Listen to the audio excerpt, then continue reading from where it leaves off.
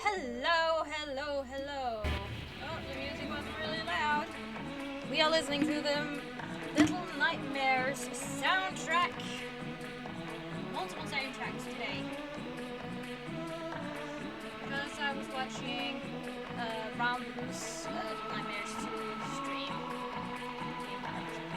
So I thought, why the hell not? You know? I just listened to the soundtrack. Nightmares 2 today, huh?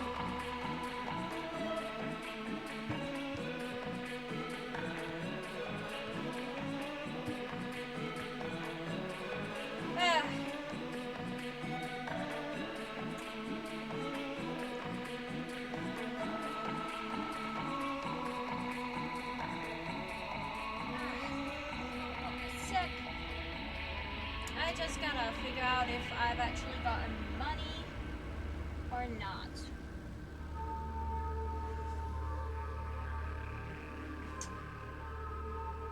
I look so bad. Just an FYI. I'm really, it's really warm in here for some reason right now. So,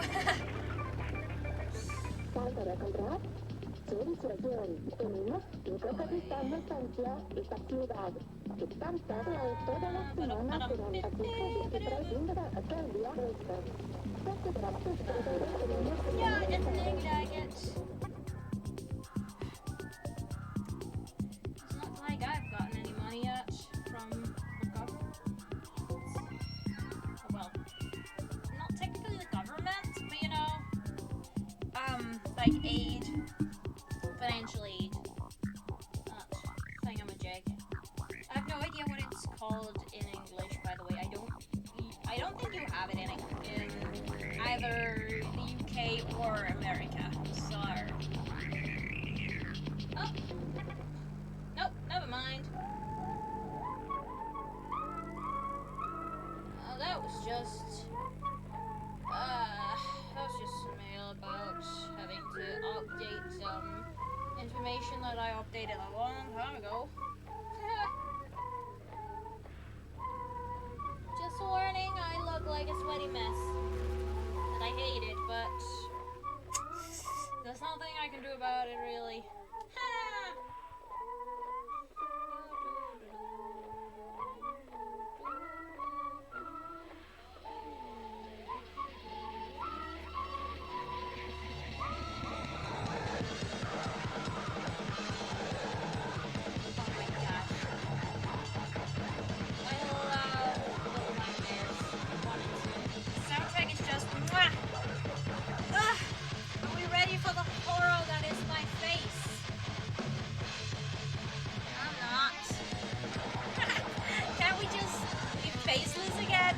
Just have a faceless stream again. That'll be fun. Nah. Just kidding. Ugly face here. Woo! Oh, this needs to be. There we go. I thought I positioned that correctly, but I apparently hadn't. I cannot wait to get my secondary setup. Like, holy cow. Yeah, you can't tell that I'm sweating a lot. It's, for some reason, really, really dank in here. In my room. And I don't know why. My heater is turned off. I really want to open my windows, but then a swarm of mosquitoes is just going to come in here and annoy me while I try to sleep. You know, that it's buzzing, like, and you try and get it, but you just can't see it. Ah! What the fuck happened? Why did... What? No! Why? Oh my god, one sec.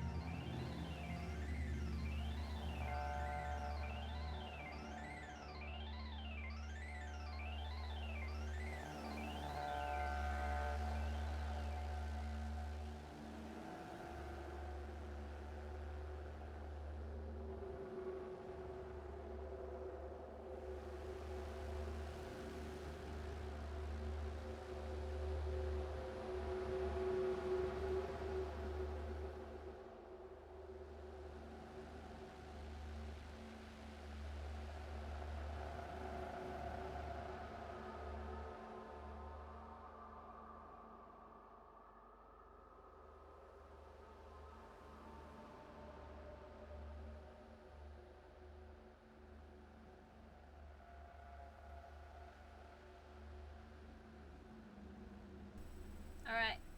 Yeah. Okay, got it fixed. I have no idea what just happened. I had to unplug everything and put it back again because it would not work, my camera. For a second there. That was weird. And, alright.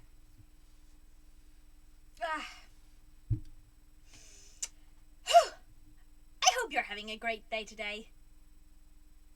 My day got really great when Bones woke up. Well, I guess I didn't really wake up because I went to sleep again because they had work in the morning. Well, in the morning for me and the night for them. But we talked a bit and that was amazing because time zones and their work really messes with the amount of time we get together during the day. So, and they bought a bunch of stickers for their computer, two of which come from my Redbubble, which are pride turtles. Yeah, shameless self-promotion again. But yeah, if you want any, I have down in my socials panel. I think it's in my social. No. I have a panel for that. It's a button. It just says Redbubble. So click on that and it'll take you to my Redbubble with a lot of pride turtles. So yeah. Anyway, water first, because I am sweating.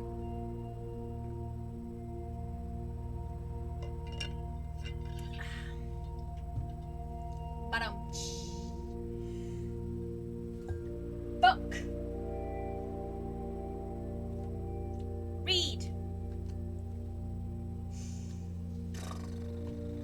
reading full more chapters today, 8 to 11.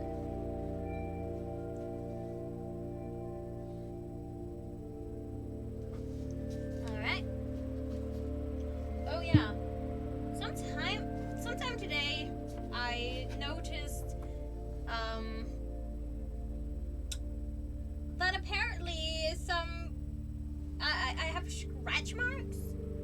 Yeah, you can slightly see it. Here. It's like, there's 3 thin ones.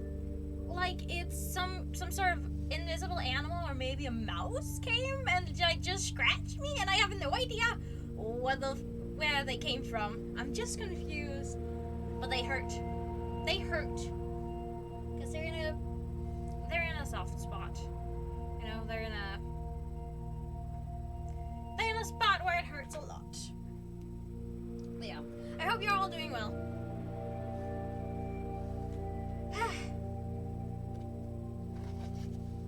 Reading commences in.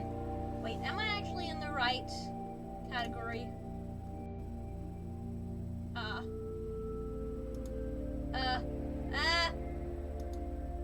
Yeah, I am. Okay. Work. You're slow. Why is my stream manager weirding out?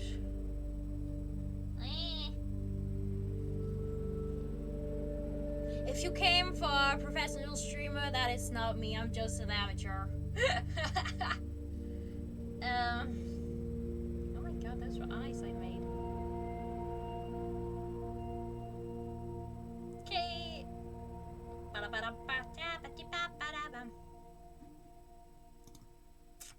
Yeah. I asked my editor if they would like to edit that highlight of me meeting Gaster, and they're like, yeah, sure! Undertale, yes, Pog! Might take a while, but they're amazing. They're an amazing person. I love them. Platonically. They're also a mod. Love y'all mods. Alright. Now for real. Reading time! Oh my god. I just had to check if I hadn't been echoing this entire time. That would have been rough if I had. Alright, mic, closer. We're starting out with an echoey part. I'm thinking. Beware of the darkness of dragons. Beware the stalker of dreams. A breath of cold air shivered along Turtle's wings. Was Darkstalker right? Was one of the dragons of the prophecy seething under their noses the entire time? Not any of that, Flame snarled. What does a tribe even mean?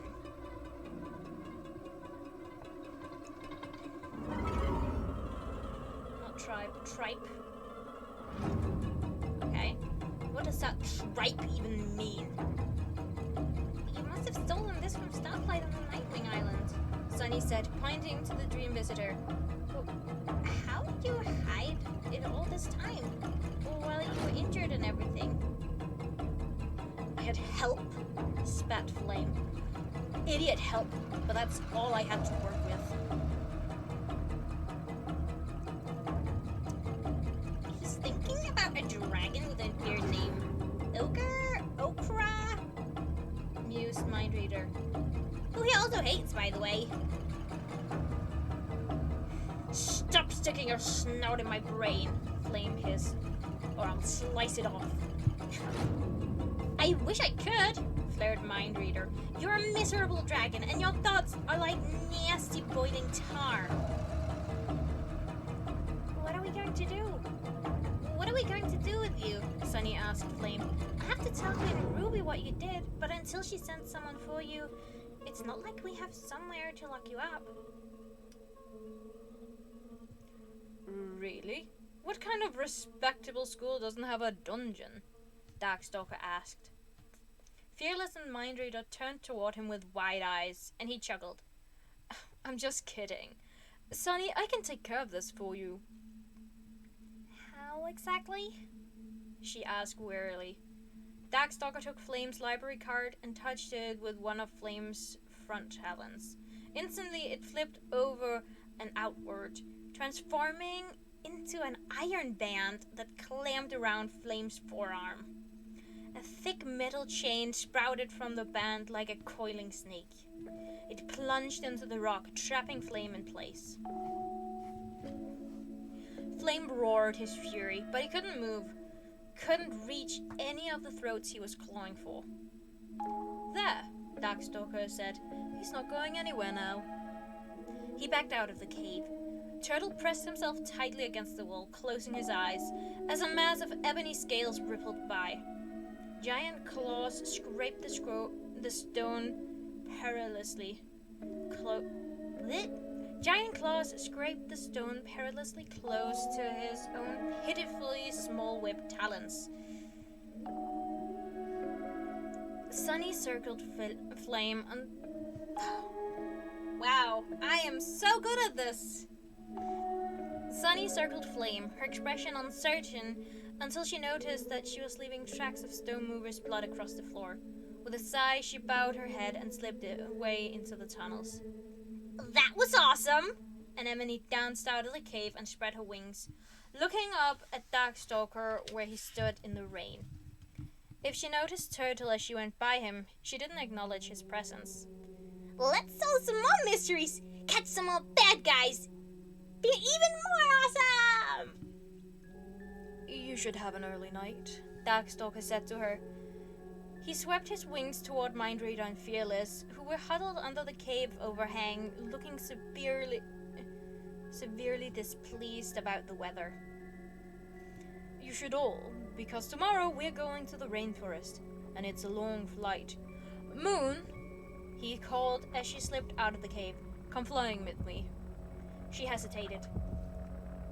Ripley and I told Stafflight we'd help him clean up the library and look for more scrolls for you. Maybe later? Of course, Darkstalker said. No problem. He watched her fly away, raindrops slithering down his side. His expression reminded Turtle of someone, but he couldn't think who. I'll go flying with you, Anemone chirped. I'm way more interesting than Moon, and I'm not tired. You will be tomorrow, Darkstalker said, and we're not stopping on the way to the rainforest. Thank you, Princess, but I'll be fine by myself tonight. Now my nose starts to itch. Awesome. He spread his wings. Turtle realized who Darkstalker had reminded him of. The soldiers in the Garden of the Wounded. The ones who couldn't swim anymore, who'd lost a tail or a limb or a wing, or didn't quite know yet how to go on living without them. That was the expression he glimpsed, very briefly, on Darkstalker's face. The enormous Nightwing turned and flew away, higher and higher into the grey, glowering clouds, until the storm seemed to melt into his scales and swallow him whole. Turtle thought about following him, but his wings felt coated in thick sand. He hadn't slept all night, and he had spent the entire day before flying across the continent as fast as he could. His fear of Darkstalker had kept him awake for most of the day, but now his eyes were desperate for sleep. He hasn't done anything terrible yet, he told himself as he flew back to the entrance hall. And I have to sleep sometime. He dragged his tail through the tunnels. I can't watch him every second of his life forever. He paused in the doorway to his own sleeping cave. It was so empty, like a giant hollowed-out oyster shell. The walls rose around him, bare and scraped off all life. In the kingdom of the sea, the sons of Queen Coral were almost always together. They shared rooms, classes, prey. They filled the palaces with their wrestling matches and shouting games. And when one of them did something wrong, and if someone was paying attention to them long enough to notice, the punishment was almost always isolation. Sometimes it was imposed from above by someone like their Uncle Shark or Cotton Moray. Sometimes it came from within, when the brothers banded together to exile one of their own. Turtle's punishment for failing his father was chosen and carried out by his brothers. The older ones caught wind of the news that Gil was furious about something, and they finally pried the whole story out of Octopus and Cerulean. Turtle was shut out completely for a month. Nobody spoke to him. He was left to sleep in an empty cave, and his brothers all behaved as though he didn't exist. Turtle had felt his sense of dragonhood drifting away, dissolving into the ocean like a mist of ink. If no one could see you, were you real? If no one spoke to you, how long could you go on existing before disappearing completely? Which was why he'd finally used his magic on them. An enchanted seagull egg cracked into their fish stew one night, and forgiveness was suddenly his. But it left him with an unshakable sense of doubt. Would they ever have forgotten him on their own? Or would they have been alone forever? Or would he have been alone forever? He knew he hadn't earned it. This begilded... What the fuck is that? This beguiled friendliness. This false tide of mercy that had washed away his sins. Empty caves always reminded him of that feeling. First the loneliness, and then the guilt. He'd had trouble sleeping in his school cave ever since his clawmate Umber had run away with Sora. Umber had all the warmth and energy that Turtle didn't have, and as a Mudwing he needed brothers and sisters around him too. From the first night, they had dragged their reed mats together and slept back to back, feeling as if the world was really still there as long as there were other scales close by. Umber had felt like a new brother right away. Turtle missed him. He glanced along the hall, then slipped quietly down to Quibbly and Winter's room. It looked a lot bigger without Winter's scavenger cave taking up half the space. Winter was tinkering with a new wire construction, muttering, while Quibbly sat curled on a ledge, surrounded by scrolls, a pensive look on his black eyes. Hey, Turtle said, poking his head inside. Can I sleep in here tonight? Quibbly snapped back to the world immediately. Of course! He jumped off the ledge and hurried over to Turtle.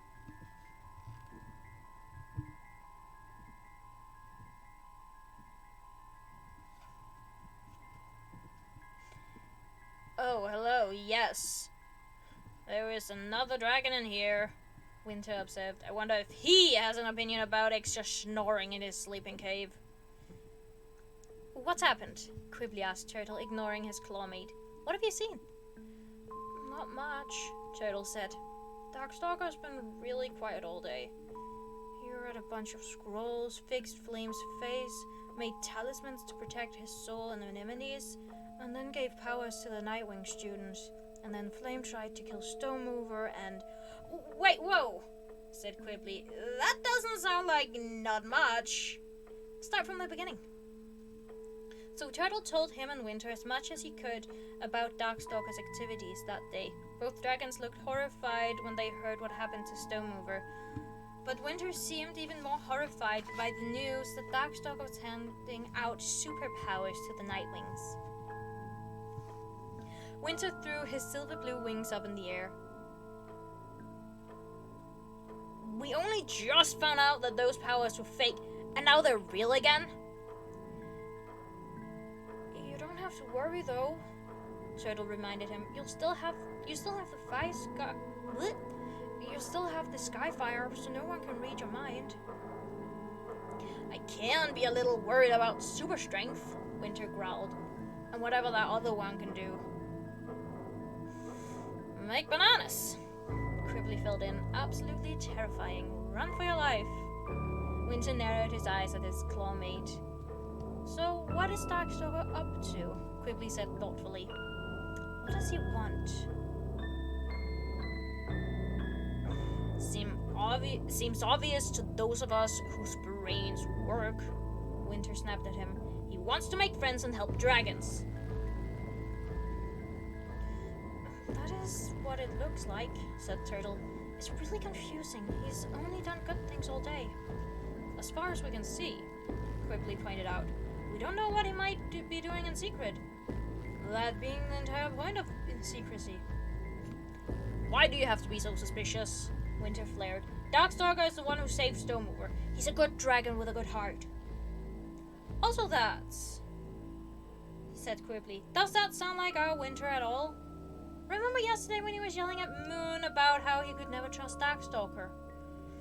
Wouldn't he normally be more suspicious than anyone else?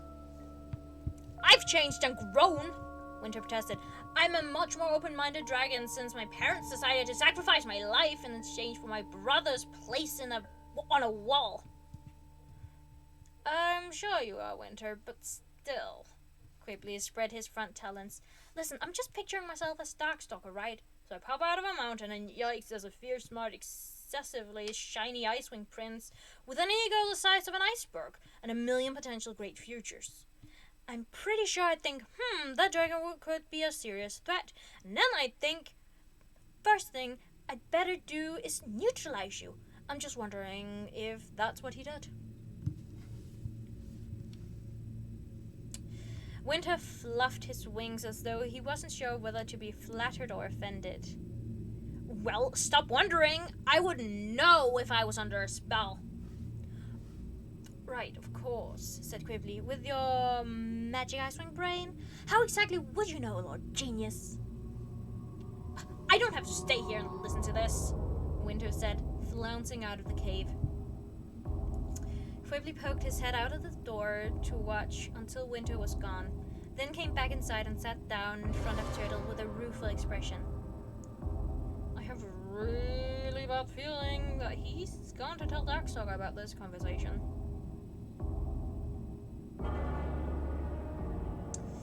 He can't tell him about me, though, said Turtle. Or if he does, Darkstalker won't hear it. My enchantment hides me completely from him. I hope. If I did it right, which seems unlikely knowing me. Ah!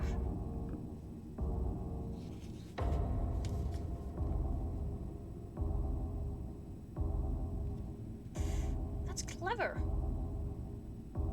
said Quibbly. How did you think of that? I used this brainstorming method called pure terror, Turtle admitted. It wasn't so much clever as deeply cowardly. How does your soul feel? Like it's still there, Turtle said with a shrug.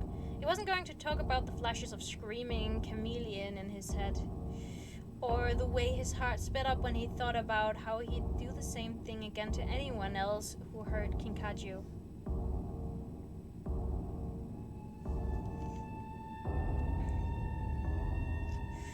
Would you be willing to do a couple more spells? Quibbly asked. If I had any powers of my own, I wouldn't ask. Oh, said Turtle. I mean, yes, I suppose so. The problem is, I don't know what. I've been thinking about it all day. I should be able to do something useful, shouldn't I? If I can just figure out the exact right thing. Pearl wanted me to kill Darkstalker, but I don't think that's possible, and I'm just not the kind of dragon who kills other dragons. I don't want to be. The flashes again. The enchanted scroll case smashing into Chameleon's face. The blood flying. The power tingling in Turtle's claws. The power to punish those who deserve punishment. The power to cause violence with the twitch of a talon. No, that's not me. Plus, what if he's actually good? What if he actually is good? He hurried on, pushing the images away. Winter's not the only one who thinks so. Peril does, and I think Moon does too. Then it would be really wrong to kill him. So then I wondered if I should do something to protect Anemone from him, right? Just in case. But I don't want to do anything he might notice, you know? That's the most important thing. I don't want him to suspect there's another Animus out here. Just in case he's evil. I don't want him to have any clues that I exist.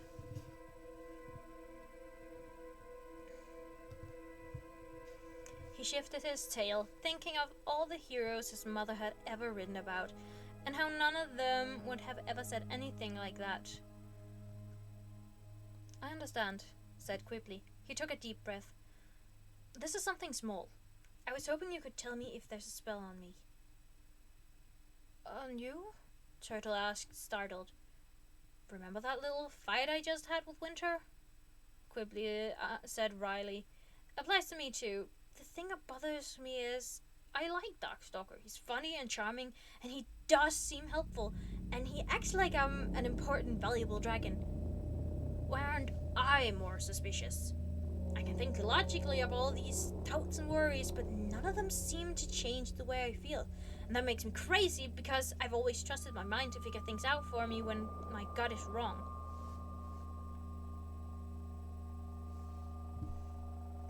Alright, said Turtle, but the spell might not be on you. It might be on something else, like the earring Darkstalker is wearing, and it might apply to everyone around him. Quipply frowned. I hadn't thought of that. He tapped his claws. And what else can we do? Could you... He hesitated.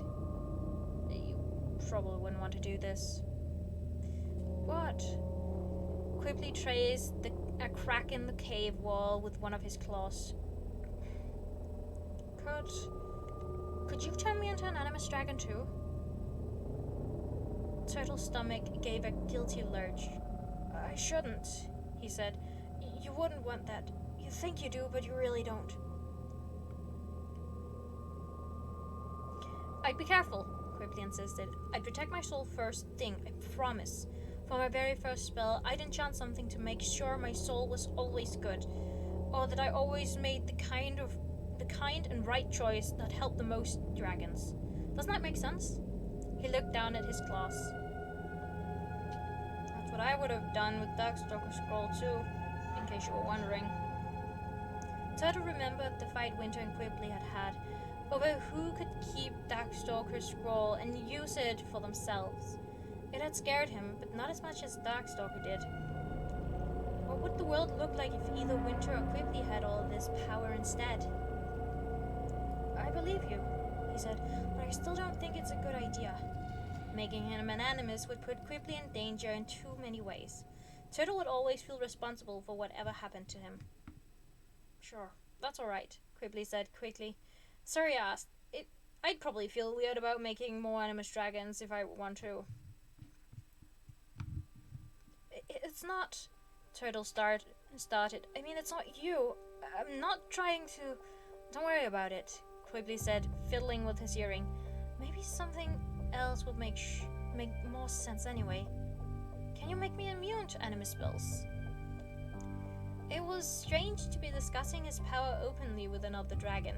Strange to be taking someone's advice, and to know that the other dragon would never be able to stop wanting things from him, even if it was a friend like Quipply. All animus spells? Turtle asked. Are you sure? I mean, some spells are good, aren't they? Like my healing rock or the dream visitors. Being immune means those wouldn't work on you anymore.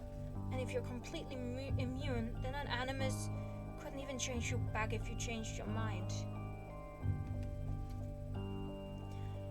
That's true, Quipply said. What if he just made me immune to Darkstalker spells then? Don't you think he'd notice? Turtle fretted. If he suddenly couldn't control you, or he tried to cast a spell and you didn't react, he'd get really suspicious, wouldn't he? I'll take that risk, Quipply said. He tapped his claws against the floor in a nervous drumbeat rhythm. As long as he can't use magic against me, I can handle anything else he does. Oh, Turtle said, feeling like even more of an interim. I meant, yes, of course, suspicious of you too, but then he'd know it's a spell and that could lead him to me. Which, I guess I'm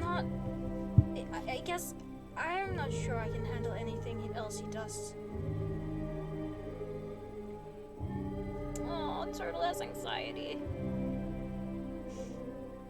I mean, I knew that, but like, Is that anxiety?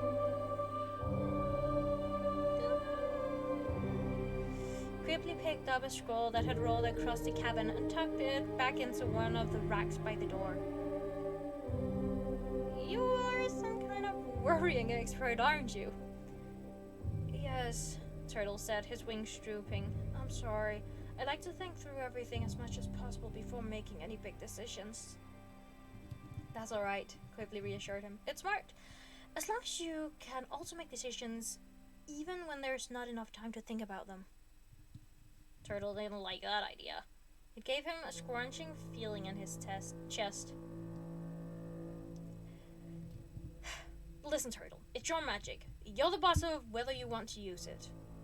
But I look at Winter and I think that is not the normal behavior of Her Majesty Queen Galatia's nephew. And then I think, what about me? What if I'm acting like a hallucinating sun-baked lizard and I have no idea? You seem normal to me, Turtle said. Does that help? Quickly shrugged and turned away, rolling up another scroll. I need to know my mind is my own. That's all. It's all I have. No superpowers, no fire skills, no royal family. Just me and my brain, if it's working. I am the lowest of cowards. How can I say no to the one dragon who's still willing to think twice about Darkstalker?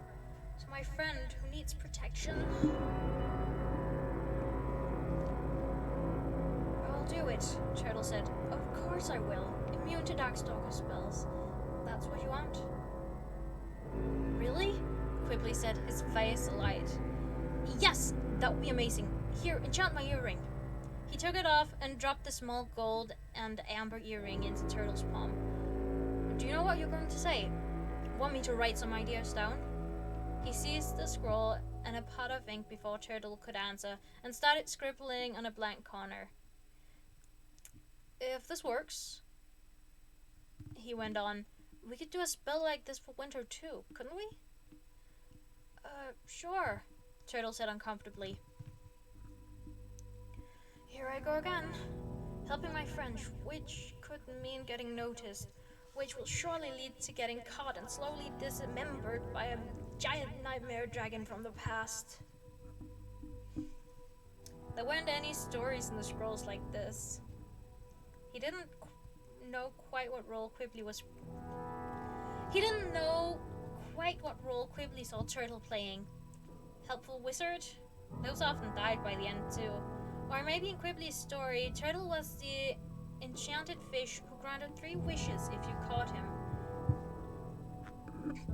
You've got 2 left, Quibbly, Turtle thought wryly.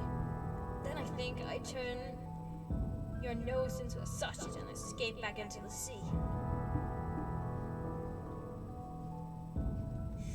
Wait, Quibbly said, lifting his ink-stained claw from the scroll. Have you made something to protect your soul yet? No, Turtle said. I mean, I think it's fine. You should do that first, Quibbly said. He started absentmindly drawing a series of concentric circles around the words he'd written on the scroll. Something like what Darkstalker and Anemone have. That's more important than this. Let's do this first, Quibbly said, reaching for a scroll. Since it's all ready to go, it could take me all night to decide how to do the soul spell.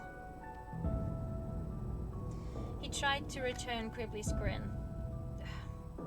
If you're sure, Quibbly said, and you're feeling totally non-violent.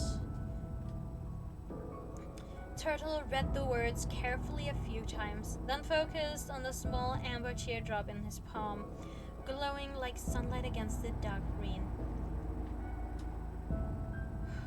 Enchant this earring to make the wearer immune to any spell Darkstalker has cast or will cast, whether past, present, or future. Quickly inspected the earring like a poorly drawn map, then picked it up between 2 claws to squint at it. I thought it would get all sparkly or something, he said.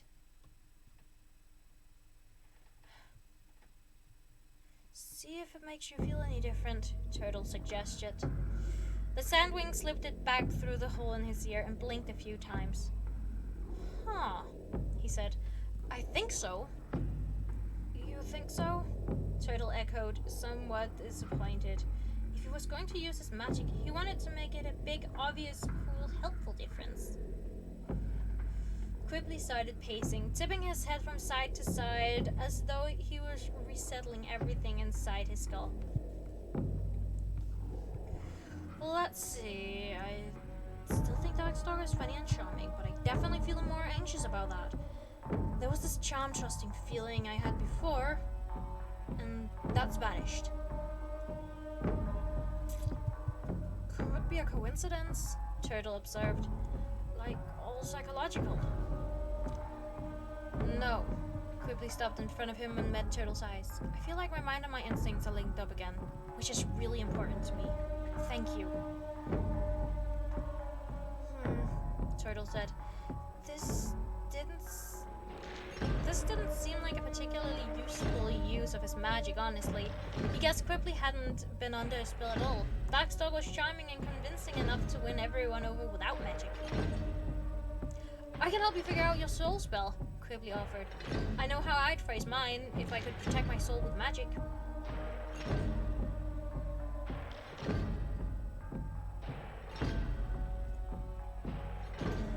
You've thought about it that much? Asked Turtle. When have you ever had to worry about your soul?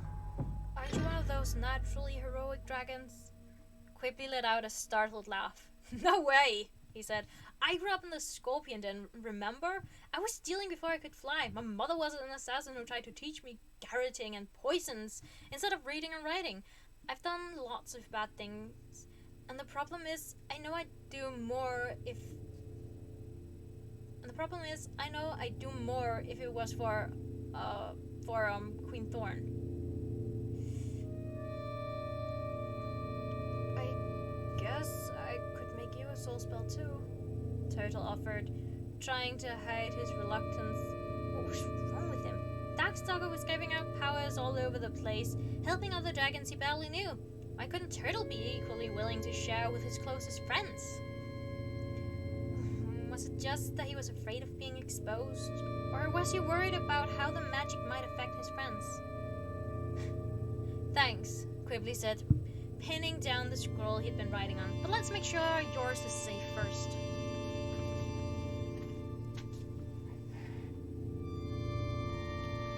Maybe that's it, Turtle thought anxiously. Maybe my soul isn't as fine as I think it is. Maybe using my magic has made me selfish and a terrible friend.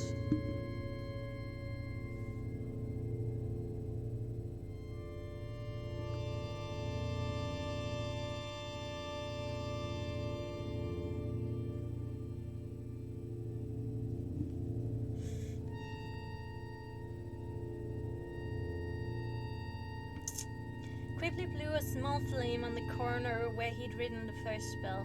As it burned away, he checked the other side of the scroll and made a face.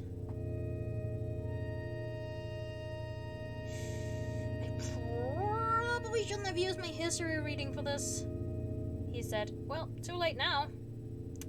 It was really boring anyway. Alright, one soul spell coming up. A sudden thud from above shook the caves. Quibbly and Turtle looked up, then at each other as more thuds followed. And then the scraping of scales and claws against rock echoed down the tunnels. What is... Quibbly started toward the door, but before he could get there, black scales blotted out the fire globes, and Darkstalker was squeezing his head and shoulders through the narrow space to peer into Quibbly's room. Turtle scrambled to the back wall as far away as he could get. Why is he here? Why is he here? It took all his willpower not to close his eyes and curl up completely. He stood perfectly still as Darkstalker's sharp gaze scoured the cave. That looks uncomfortable, Quibbly said to Darkstalker in a friendly voice. I can't believe you squashed yourself into our tunnels. Not a problem, Darkstalker said a bit breathlessly. I'm surprisingly squishy. He grinned at Quibbly, but there was something a little forced about his smile. This is your cape? I thought it might be Anemone's. What were you just doing in here? Looking at scrolls, Quibbly said, waving at the ripples of paper that covered his sleeping ledge, trying to figure out if I should bother studying. Accidentally set history on fire. The usual. He waved at the thin trail of smoke that was still rising from the scroll on the floor. Darkstalker studied each outcropping, each shadow with such slicing intensity that Turtle was sure he'd be seen. And not just seen, but peeled and flayed from horns to tails by those searching eyes. Something wrong? Quibbly asked. Was Anemone in here a moment ago? Darkstalker asked. No, Quibbly said cautiously. I haven't seen her. Are you sure? Darkstalker demanded. Or maybe passing by. She might have been talking to herself or doing something unusual. A lightning bolt of fear scourged through Turtle's body. The spell on Quibbly's earring, Darkstalker showing up only moments later, asking about Anemone. He was looking for the source of a spell. Somehow he knew magic had happened here, and he came immediately to find out what Anemone was up to. Darkstalker's given himself the power to sense animus magic. Oh dear. Oh, end of chapter 8. Okay, that's fun. Hydration chat.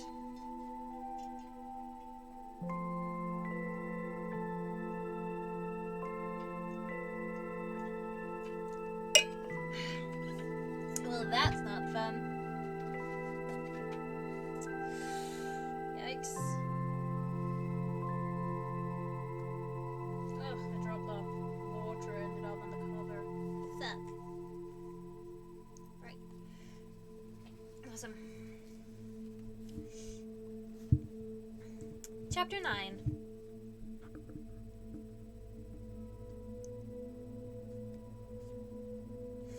If Darkstalker can tell when an animus casts a spell, Turtle realized, his heart floundering wildly around in his chest, then I can never use my magic again. Turtle couldn't tell from Quibbly's expression whether he'd figured it out as well, but when Turtle said, "Oh, Anemone. Yeah, she might have gone by a little while ago. I'm not totally sure." And Turtle knew that he must have made the same connections. Interesting, Darkstalker mused. If you see her, please tell her I wish to speak with her as soon as possible. Sure, said Quibbly. You bet. I'll do that.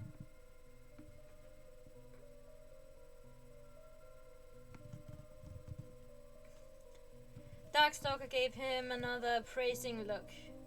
Quibbly, he said, please order that scroll to roll itself up. Quibbly laughed. Don't you think I've spent my whole life hoping that magic would suddenly pop out of my claws? He said. Hey, scroll, roll yourself up. The scroll lay there, inert and uninteresting. Quibbly shrugged at Darkstalker. Disappointed again.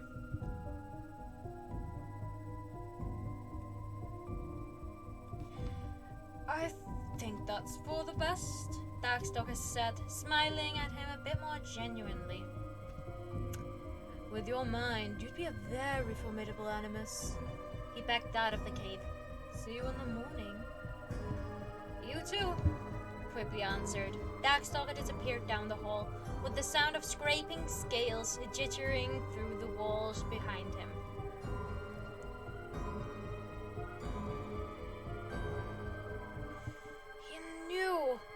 Turtle whispered, not because Darkstalker might hear him, but because his voice didn't quite seem to be working the way it should.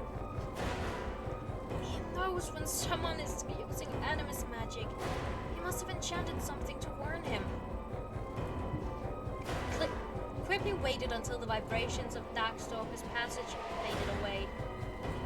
Lucky you cast your hiding spell before he did that. Yes, Turtle said fervently. You're also lucky he didn't cast the enchantment to tell him exactly what the spell was, Quickly mused. That's what I would have done, but he didn't act like he knew what we did.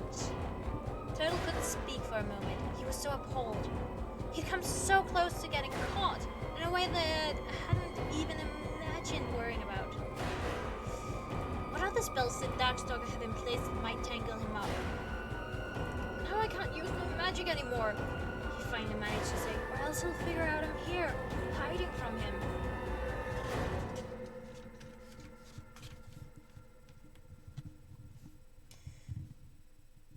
His spells seem to be location-based, Quibbly pointed out. Maybe if you were standing near an enemy of Stone Mover when you cast it, he'd think it came from one of them. Maybe, but then wouldn't he ask them what spell they just cast? And if they say they didn't use their magic, what then? What do you think, they're lying? I don't want him to think an enemy is secretly using her magic, maybe against him. He worried the edge of a wing between his claws. I don't want her to get in trouble. I don't want him to blame her for what I'm doing. That's true, said Quibbly. Yeah, that would be bad. Ah! Turtle groaned, lying down and covering his head with his wings. Look, I know it's terrible, but it's smart too, said Quibbly. If you got trapped underground by an animus spell, wouldn't you want to keep a pretty close eye on any new spells after you got out? He's not going to let himself be fooled again. I'm sorry you didn't get to cast a spell to protect your soul, though. I'm going home, Turtle said, leaping up and whirling toward the door. I'm going back to the Kingdom of the Sea to hide in the Deep Palace. He can't follow me there. Unless he can. He could enchant something to let him breathe underwater. Or something to make the entire ocean evaporate. He could do anything. Moons above, stop panicking. Quickly jumped in Turtle's way. It's not the end of the world. This doesn't prove he's evil. All we know for sure is he's protecting himself. So we keep watching him like you have been. I can't, Turtle said. He's going to the rainforest tomorrow with the other Nightwings. All the Nightwings? Quibbly asked. Including Moon? I don't know, Turtle answered. I think so. Quibbly wondered for a moment, drumming his claws again. I don't have a good excuse to go along with them, he said. It'll have to be you. Me? Turtle said, startled. You mean follow him to the rainforest? So we can see what he does next, Quibbly said. I can watch things here, you know. You know, keep an eye out for any thunder and ice coming to destroy the school. Then we'll report back to each other and see what we think. If only we had the dream visitor too, so we can send each other messages. Maybe Sunny would let me use hers. Oh, Turtle realized. I'm not his enchanted fish. He thinks it was in some kind of detective team story, solving crimes together, investigating strange behavior. Or maybe I'm his sidekick, but the sidekick doesn't get sent on crazy dangerous missions alone, does he? Aww! I love the way Turtle's mind works. Oh, it's so adorable. He's so adorable. I love him. He was dangerously tempted by this vision. In detective stories, it was alright for one of the partners to be incompetent and unreliable, because the other would make up for it. In that kind of story, Turtle's character wouldn't have to make all the decisions. No one would be waiting for him to save the day. And that was the kind of story he might actually survive.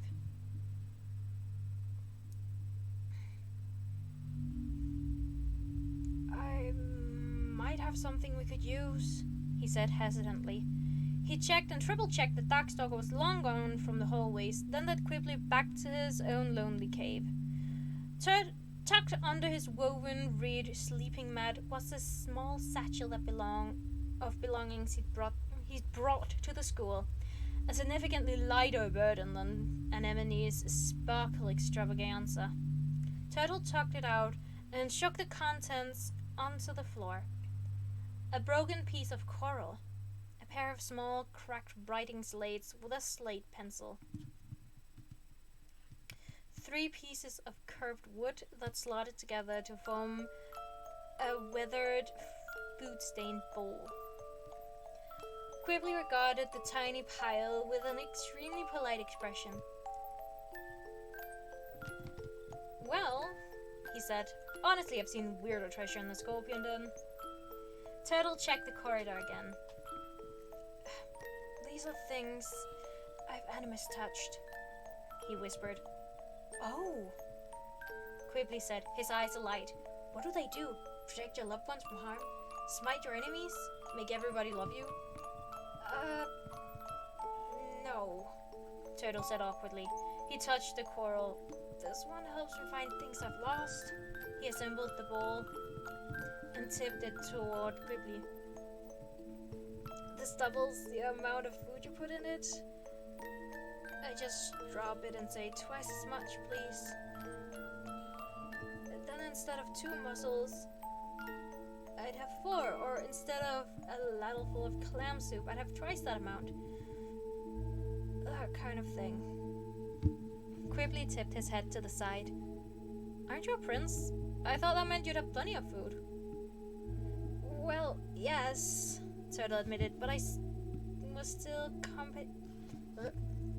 was still competing with all my brothers for it, and I'd get hungry between meals and wouldn't feel like hunting, you know?"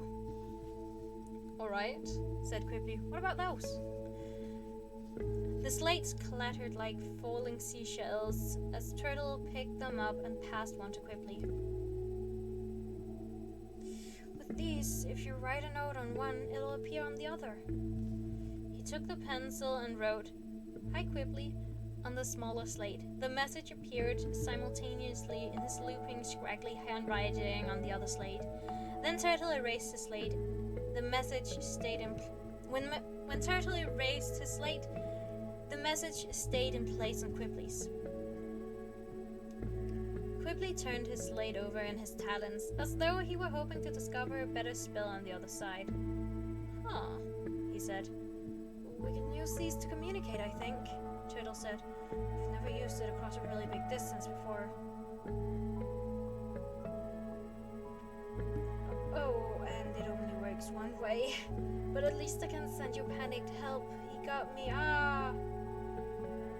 messages." "It only works one way?" Quibbly echoed. His face seemed to be struggling with the concept of a world in which amazing magic could be given to a dragon like Turtle instead of him. "Well," said Turtle, "yeah. I mean, I never thought I'd use it with anyone else."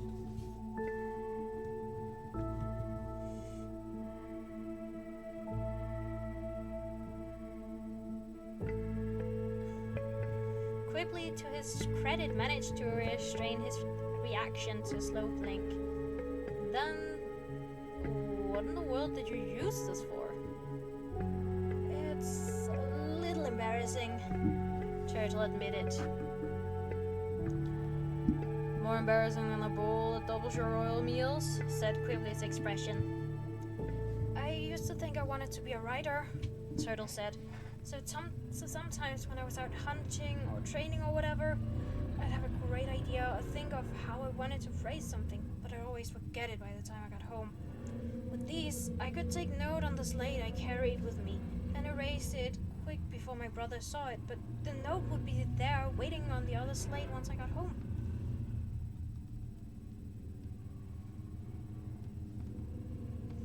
I see, Quibbly said, finally looking sympathetic. "I had siblings who picked on me too." "A writer? So fancy scales." "Oh, I gave that up long ago." Turtle shook his head. "I wasn't any good at it anyway." He nudged the other item. "Keep these marked off for sentimental value. I don't use them very much, since I don't want anyone to notice me using them. Sure, Quigley said.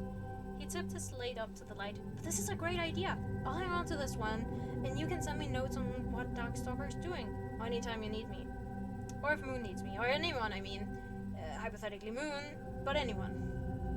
I'll come flying, alright? Turtle nodded. It made him a little nervous to get half of one of his... It made him a little nervous to let half of one of his animus-touched objects out of his sight. What if it fell into the wrong claws? On the other Talon, it was reassuring to have someone he could call for help. I guess I just agreed to follow Darkstalker to the rainforest, he realized. A clatter of talons came from the hallway, followed by a whooshing sound, a yelp of fury, and the distant smell of something burning.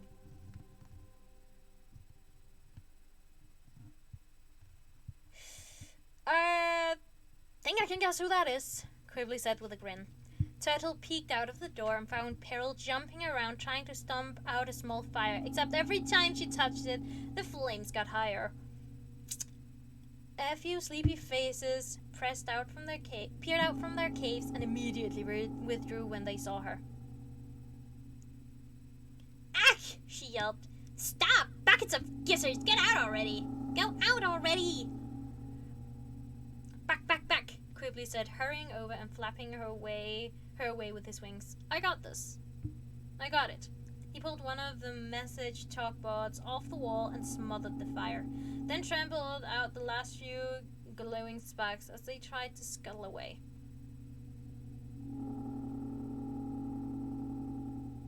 What kind of jerk leaves scrolls lying around in the hallway where anyone could set them on fire?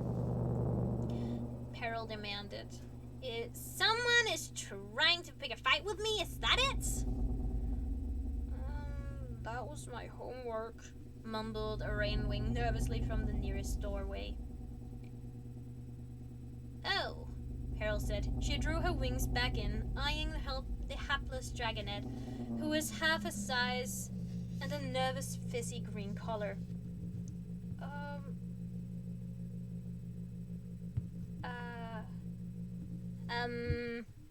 She shot a glance at Turtle of the "there's a right thing to say here, isn't there?" variety.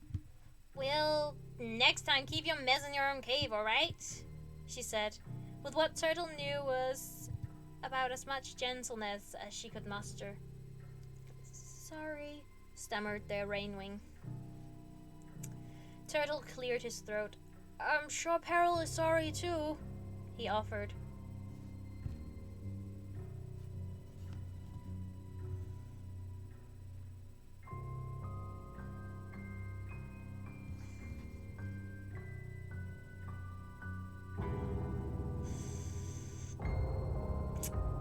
Yikes.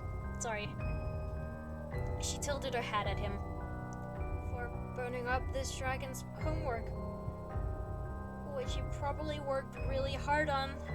Turtle tipped his head at the dragonhead. "Ah, okay, sure," Peril said, nodding vigorously. "I'm sorry your scroll got under my claws and made a fiery end," she said to the rainwing. "On the plus side, at least it was a scroll and not, say, our tail." He turned an even paler shade of green and vanished into his cave.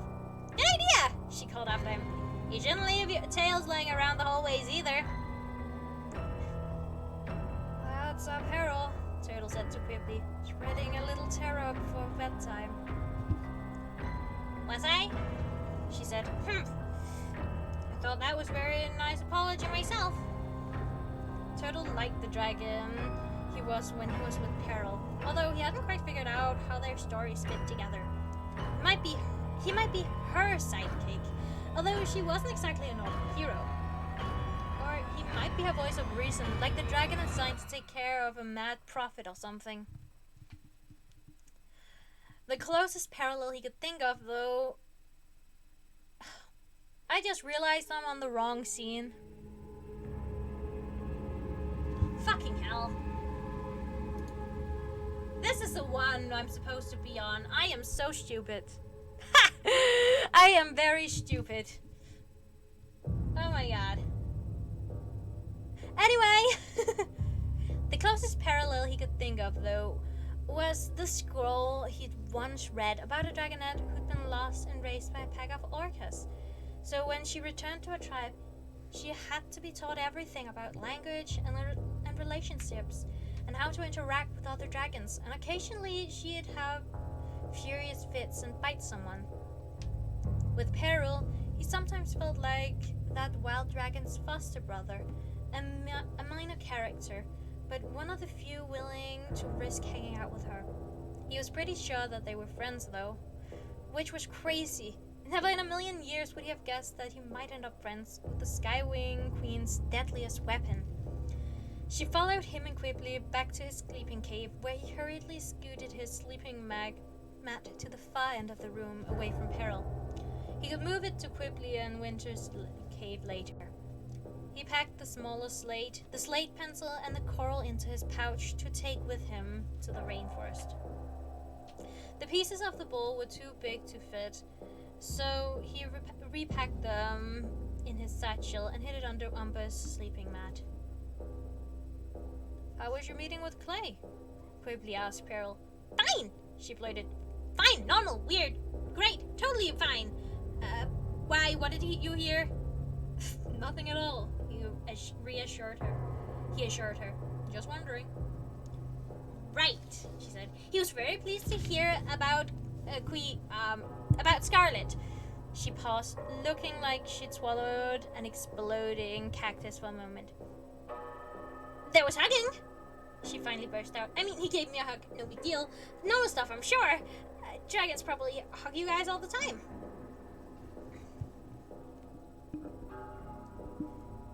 Oh, Peril. Turtle kind of wished he could hug her to let her know he understood. "Clay likes you too," Quibbly said to Peril. "Really?" Peril glowed like molten glass. "He does? How do you know?" "I can tell. He just doesn't know what to do about it yet," he said. "Give him some time to figure it out. Like lots and lots and lots of time." "I have lots and lots of time," Peril said, exhaling. "That's totally alright with me." She beamed at Turtle. "Quibbly thinks Clay likes me," she said in a loud whisper. "I heard." Turtle smiled back at her.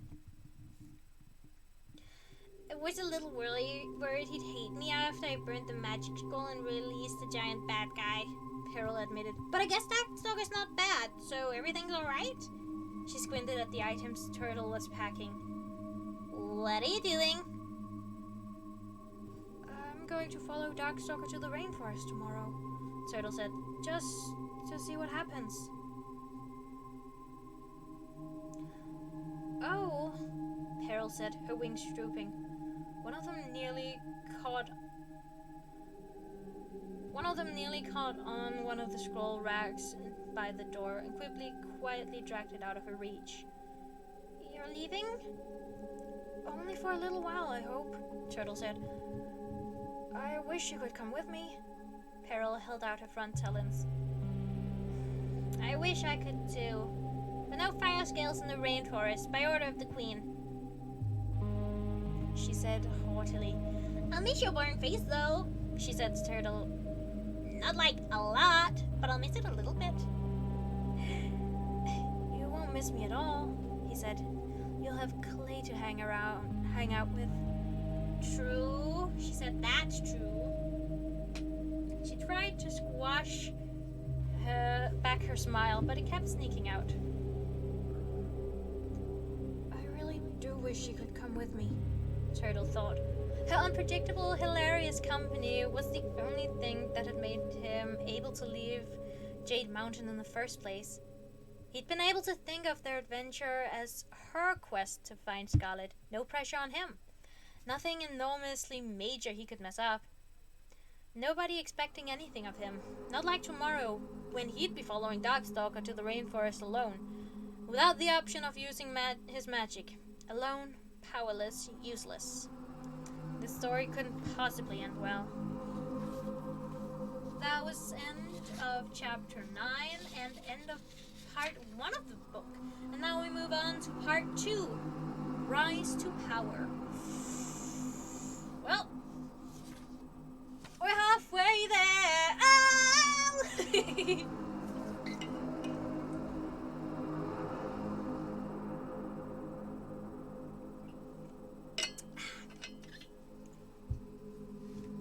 Rise to power, that can only mean a Darkstalker is rising to power. Revealing his true, colors, I guess. I don't know.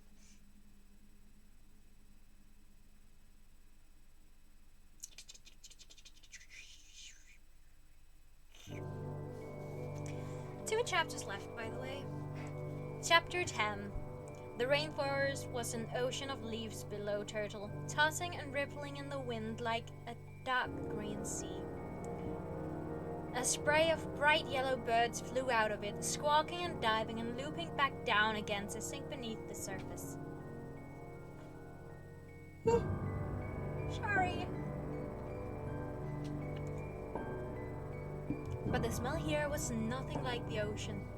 Wild fruits and monkey droppings, heat and rich dirt, and roots growing in thick tangles in place of fish, salt, wide open air.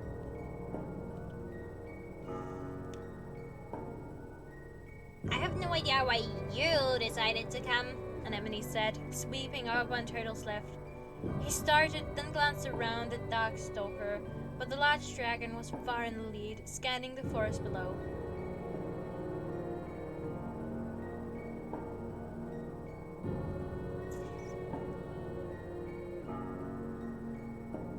Anemone had been so close to him all morning that Turtle hadn't had a chance to speak to her, or try to convince her not to come. I could say the same about you, he pointed out. Shouldn't you be in school? Mother wouldn't want you wandering around Pyria like this. I can learn far more from Darkstalker than that crusty old shipwreck like Webs. Anemone snorted. And Mother doesn't have me on a leash anymore. I can go wherever I like. Wasn't Pike worried about you leaving? Turtle tried. His pouch thumped lightly against his chest, and he twisted in the air to keep Anemone in sight. I'm surprised he didn't insist on coming with you at least. Oh, I didn't tell him, she said, tossing her head. He was sleeping outside my cave, which he often does because he's such a weirdo. And I snuck right past him. Not much of a guard, if that's what he's trying to do. Poor Pike. Waking up to find the princess had disappeared on his watch. He'd feel like such a failure. Turtle knew what that was like. Well, what's your excuse? Anemone demanded. I thought you were terrified of Darkstalker. You said he doesn't like you, but he never even looks at you. I just want to see what he does, said Turtle. His claws itched to reach for his pouch to make sure the stick was still there, but he fought back the urge. In case he does something super evil, Anemone teased, pouncing at him. Turtle flinched away. You jellyfish! He's going to rescue his tribe, that's all! Glory already rescued his tribe, Turtle pointed out. They're not on the volcano anymore. They're perfectly safe. Right, safe to be crushed. Seashells under the talons of the rain wings. Anemone rolled her eyes. Think about it, big brother. Imagine if Mother died and I was too spineless to take back the throne?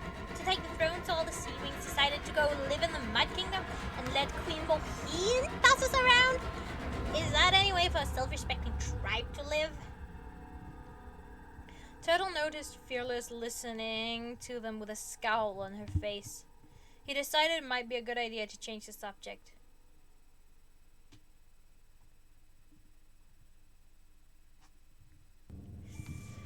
Did you get in trouble with Darkstalker last night? He asked. I mean, I heard he was looking for you. He needed to know what was going on in Darkstalker's head. Did he suspect there was another animus around? Oh, that was the most ridiculous thing, Anemone said with a laugh. He asked me if I cast a spell without his permission. I said, oh, permission, is that how it is? And he said, without my brilliant advice, then.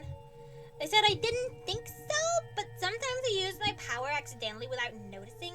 Like, you'd think an animus would learn not to yell at her stuff, but sometimes I forget and do it anyway. I made a pearl necklace explode that way once. Anyway, no, of course I'm not in trouble. He knows I'm a princess and can do whatever I want. Oh, does he? Turtle thought, but he didn't have any chance to respond. Up ahead, Darkstalker shot a burst of flame into the sky and beckoned to Anemone and the Nightwings. They darted over to him as though he was the sun, and they all wanted to fall into it. Time for our grand entrance, Darkstalker announced. He dove into the canopy and the others followed, one by one. He sighed and flapped along behind them. He wondered what would happen if Anemone figured out that Darkstalker couldn't see or hear Turtle. She tended to accept that the world revolved around her, so it probably wouldn't be for a while before she noticed. And then, will I tell her the truth? He dropped from the hot sun sky down and down into the green dappled light that reminded him of the summer palace before it was destroyed. Long-limbed creatures of fur flurried out along the branches as he maneuvered carefully between the thick vines and grasping spider webs. The trees were interwoven like living nets, lying in wait for their prey. Far below them on the rainforest floor, the entire Nightwing tribe was gathering in a clearing looking up. All around them were grass huts and ramshackle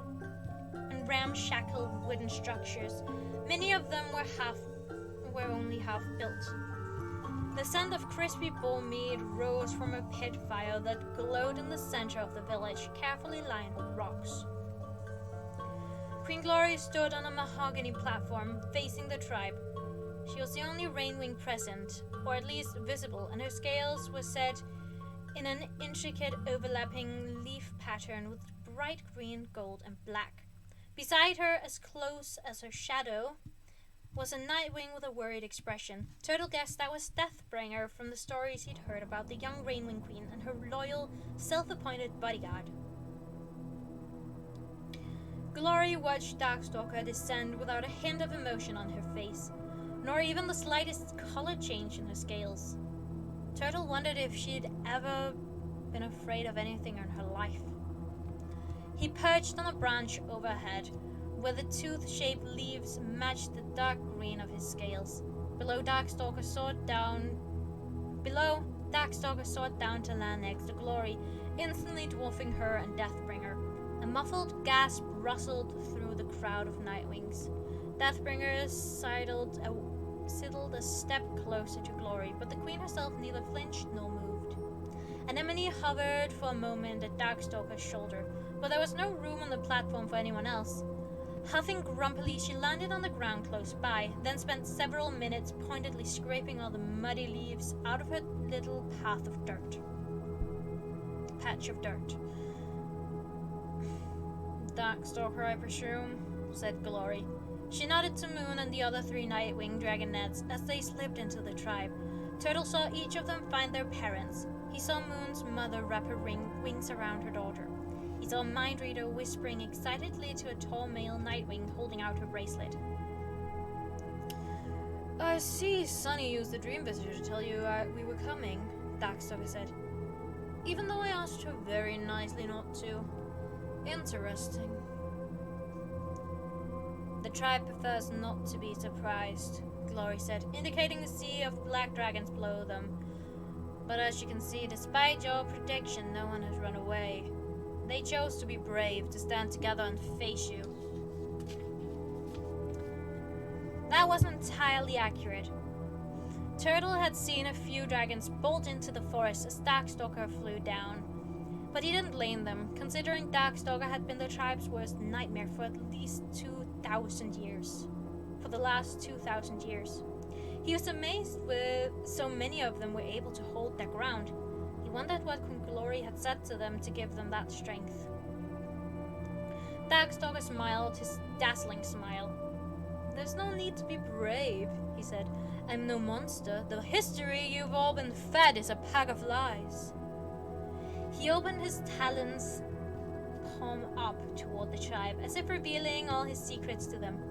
They told you I was evil, that I was about to do terrible things, and that I was locked away to protect you. None of that is true, my fellow Nightwings. I had a majestic future plan for our tribe. Power and security and wealth and peace for every dragon. No running, no hiding, no lying or starving or living in fear. But there were dragons who didn't trust my vision for us. They feared what our tribe would become. He swept one wing open in an arc as though he were flinging diamond dust over the entire crowd. Turtle wondered how much Darkstalker had rehearsed this speech, alone in the dark, deep under layers of rock. I was betrayed on the brink of changing everything. Darkstalker took a breath, as if he could feel daggers stabbing into his back. Dragons I thought I could trust trapped me underground, where I've been asleep against my will for the last 2,000 years. Meanwhile, our tribe fell apart, lost its power, its home, its position in Imperia, and history scrolls were written about me by deceitful dragons who feared my power. Am I evil? No. Murderous? Not even remotely. Dangerous? Not to my own tribe or to my friends.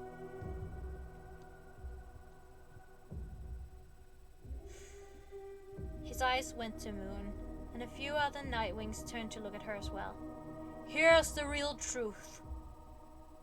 I love our tribe. Darkstalker looked alive in a way Turtle hadn't seen yet. He looked happy. The Nightwings were once the most powerful, most respected and creative tribe in Imperia, and I can show you the way to become that tribe again. He paused, perhaps expecting applause, but the only sound was the wind in the trees and a jaguar roar in the distance.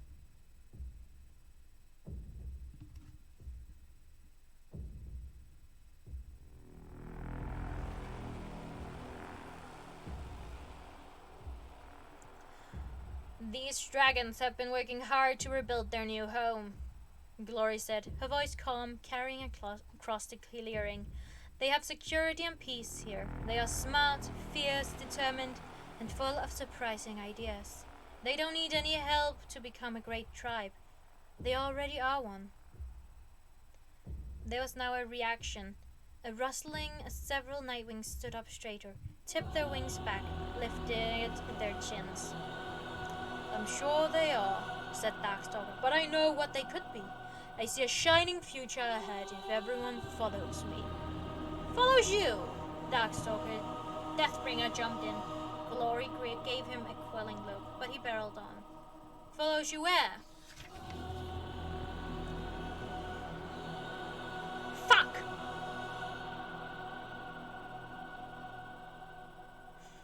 Back to our old kingdom, of course, said Darkstalker. He gazed down at Glory, a slow smile spreading across his face. Queen Glory, he said, and there was a lilter's voice that hinted at how amusing he found that phrase. I'm here to challenge you for the throne of the Nightwing tribe. Well, that was the end of chapter 10. We only have one chapter left, and holy fuck! Yeah, that's not a fair fight. That's not a fair challenge, as you have magic and she doesn't. Duh!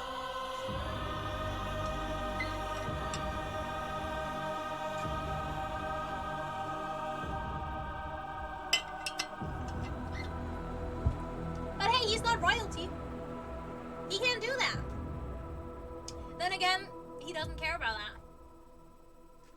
He wanted to kill Queen Battle Winner. No, not Battle Winner.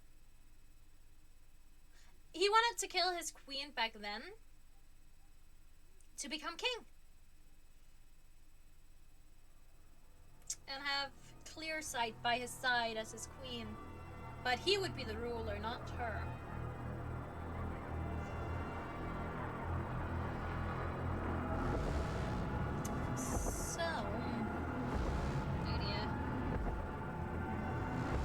Chapter 11. Turtle wasn't sure he was so shocked.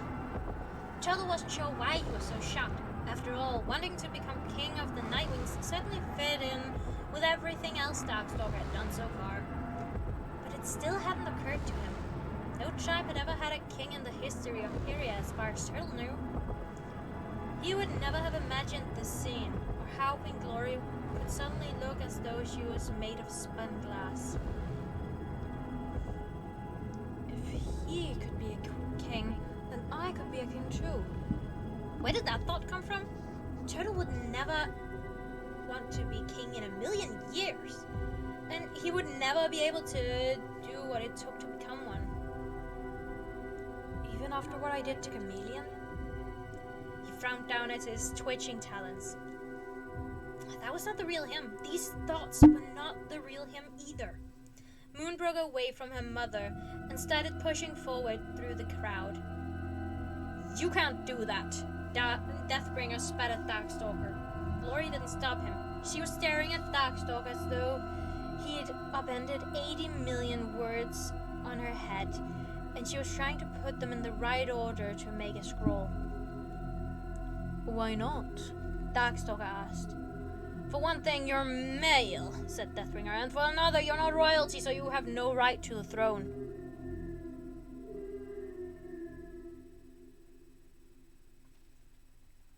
In case you hadn't noticed, she's not exactly of royal Nightwing blood either, Darkstalker said, flicking his tail at Glory. And just because we've never had a king before doesn't mean we shouldn't have one now. Pyria has only had queens for the entirety of dragon history, said Deathbringer. Male dragons cannot rule their tribes. That's just the way it is. Things can change, Darkstalker said airily. We're dragons, not ants. We can do things differently if we choose to. Turtle had a flash of deja vu and touched his claws to his head. Where had he heard that before? From one of the teachers at Jade Mountain? Darkstalker! Moon hissed from the crowd from the front of the crowd, and he looked down at her. What are you doing? You promised not to hurt my friends.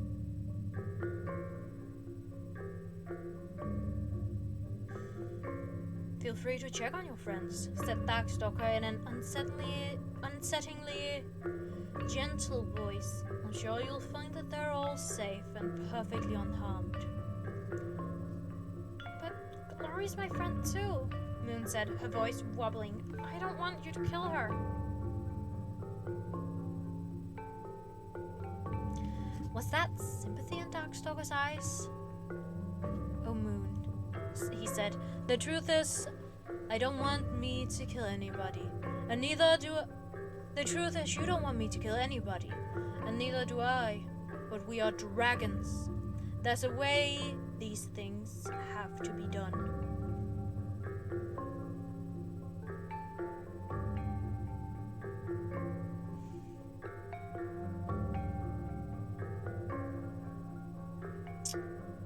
I cannot accept your challenge, Glory said, and Darkstalker turned back to her, leaving Moon with her talons helplessly outstretched. The Rainwings need me too. If I fought you, I'd be putting their tribe and throne at risk. Maybe I could be king of both tribes, Darkstalker said.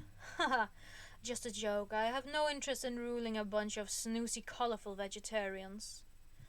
Turtle wasn't sure if he was imagining it, but he thought a few of the Nightwings actually looked a bit offended by that comment. There's another alternative, Darkstalker went on. You could just give me the Nightwing throne. He shot a glance at Moon as if to say, look, I'm making an effort. Now do you approve?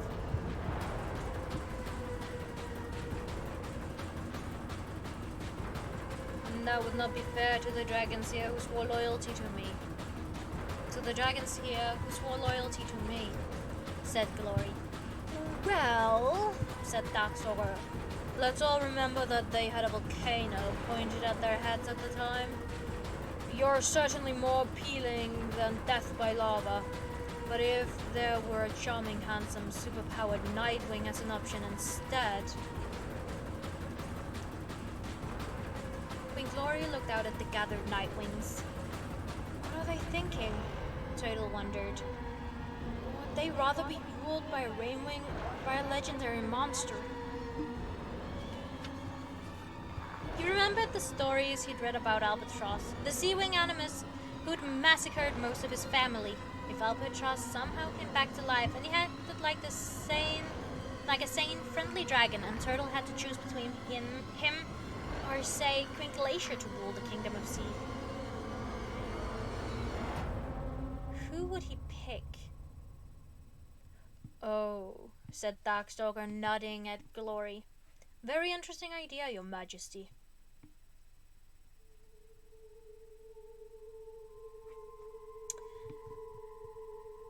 Glory looked at him sharply.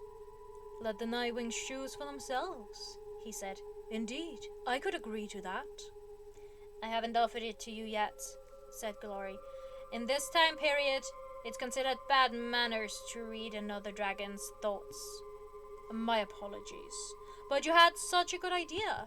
A peaceful transition of power. Maybe dragons have evolved in the last 2,000 years after all. What do you think? Darkstalker said to the assembled Nightwings, shall we put it to a vote? Like some enormous sprawling mess of a council? King Darkstalker or Queen Rainwing? No. Queen Glory said, stepping forward into a bar of sunlight that lit up every brilliant scale. Not a vote.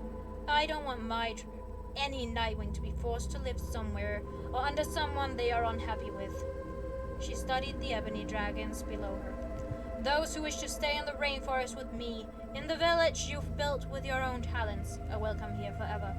Those who would rather follow Darkstalker to the old kingdom are free to go.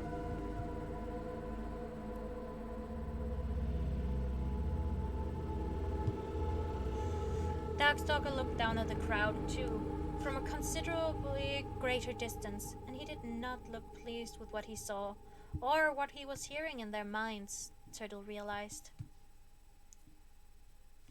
But you don't have to decide now. Right now, Darkstalker said quickly, slippery smooth. You should get to know me at first. I presume Queen Glory wouldn't mind if I spent a day or two in the rainforest reacquainting myself with my tribe. Be our guest. Glory rested her quiet gaze on him for a moment. Just a moment. While something puzzled flickered behind her eyes. Then she turned to Deathbringer, and the two of them hopped down from the stage to walk among the Nightwings. A hubbub of voices rose, hushed and panicked at the same time. Who would stay? Who would go? What would become of them? Darkstalker's eyes went to Moon. See, he said softly, I knew I wouldn't really have to kill Glory. But I had to present myself as a strong leader, Moon. That's what dragons understand. Moon gave him a worried look and turned away, back toward her mother's wings. Turtle watched Darkstalker, watching her go. I think I found one true thing about Darkstalker, he thought. He actually cares about Moon. But how does she feel?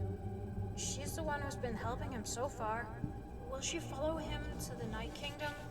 Or will she choose Queen Glory?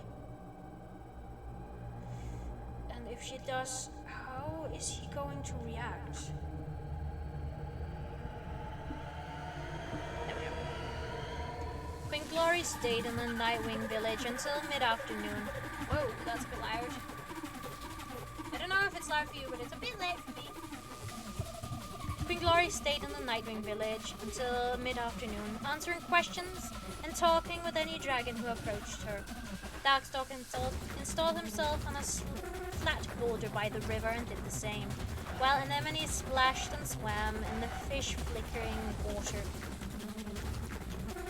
It all seemed very peaceful, entirely open, nothing suspicious or underhanded.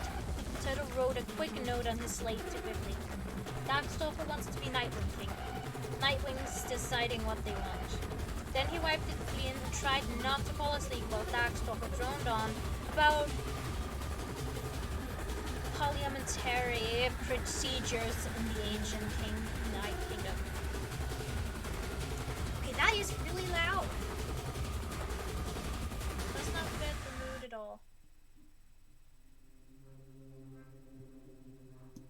There. Sorry. But then Glory left, flying back to check on her rain wings. Darkstalker saw her go. He waited a few minutes, swirling his tail in the river as he listened to a sly-looking dragon named Obsidian complain about rainforest insects. Finally, Darkstalker said, "That does sound dreadful. You know, the Night Kingdom doesn't have any mosquitoes." He sat up and called, "Mind Reader," touching his head as though summoning her by telepathy as well. A few moments later, the dragonette came scampering through the village, with an older, significantly more reluctant-looking Nightwing limping behind her. "Here," she said breathlessly, skidding to a stop below Darkstalker. "Come on, Father, you have to meet him. He's got amazing powers." "So I hear," Mindreader's father said gruffly. "But don't you understand that he's sharing them?" she said. "If you could have any power in the world, what would you want, Father?"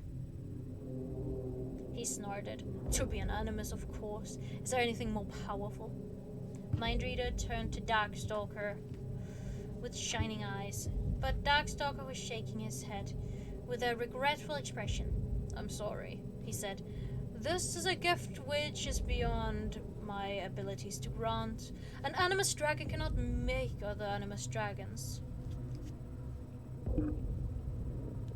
Huh, thought Turtle. He knew that was a lie. Does Darkstalker know he's lying? Or does he believe that? "That's not the only thing Father wants," Mindreader said quickly. I can hear it in his mind. He wants the ability to heal instantly from any wound. Not just new wounds, but all the old aches and weak bones and clouded lungs he got from living on the volcano. "Oh, Father, I'm sorry. I didn't know you were always in pain like that." She twined her tail around his, and Turtle found himself liking her for the first time. "You're not supposed to know these things," her father said with a winch. "I'm not sure it's going to be good for you, little one, hearing everyone's thoughts this way. Dragons like to keep their secrets." "I know. It's incredible how many secrets there are." Mindreader said, her eyes widening. "If I were a blackmailing sort of dragon, I could get so much treasure. But I'm not, of course. Of course I'm not, and I wouldn't." She let out a little laugh. "Enough about me, Darkstalker." "I'm not sure about this," said her father, edging away as Darkstalker reached toward him. "I don't trust anyone to put a spell on me." "So we'll use this temporarily." "So we'll use something temporary," Darkstalker said winningly. He sliced the vine off the tree branch overhead and wove it into a simple loop which he dropped over the other dragon's neck. "I'll enchant this to heal you, and when it rots away, come back and let me know if you liked it and want something more permanent." He hooked one claw in the vine necklace and muttered something under his breath.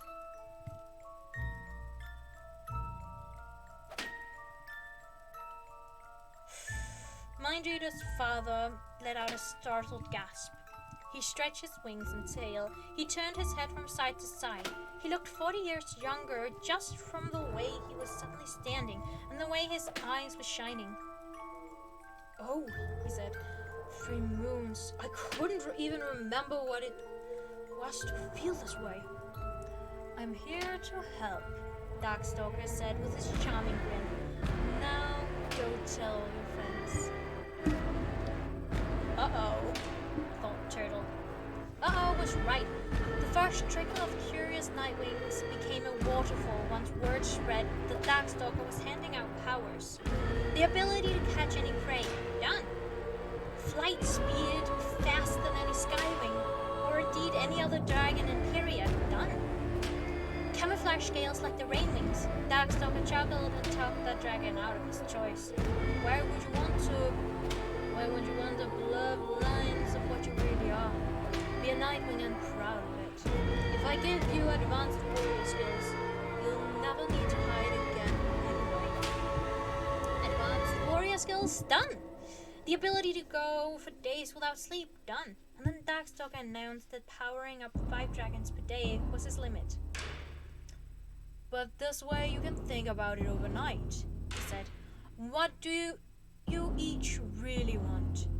What would be the best possible power for you? I promise you I'll share my gift with 5 more dragons tomorrow, on the way to the old Night Kingdom. Wow, Turtle thought. He's not messing around. Follow me and I'll make you special. Stay here and remain your own ordinary self. What dragon would resist an offer like that? What chance does Glory have when that's the alternative?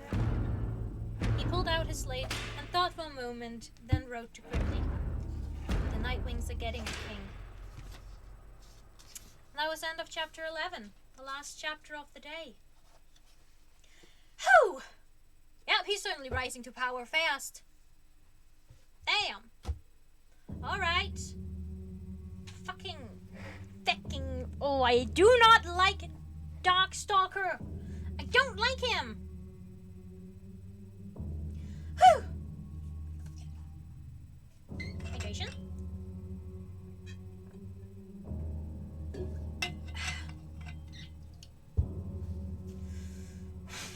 I do not like him. He's too fucking cunning. He's too clever. I don't like that. Anyway, as always, remember to check out my Twitter for updates about streams and everything. I'm not going to be streaming tomorrow cause choir practice. But I'll see you in the next stream, which is Thursday. And remember, until then, remember to hydrate. Don't dehydrate. If you do, I will come after you. Remember to treat others the way you want them to treat you. You know, just be kind of raw. Really not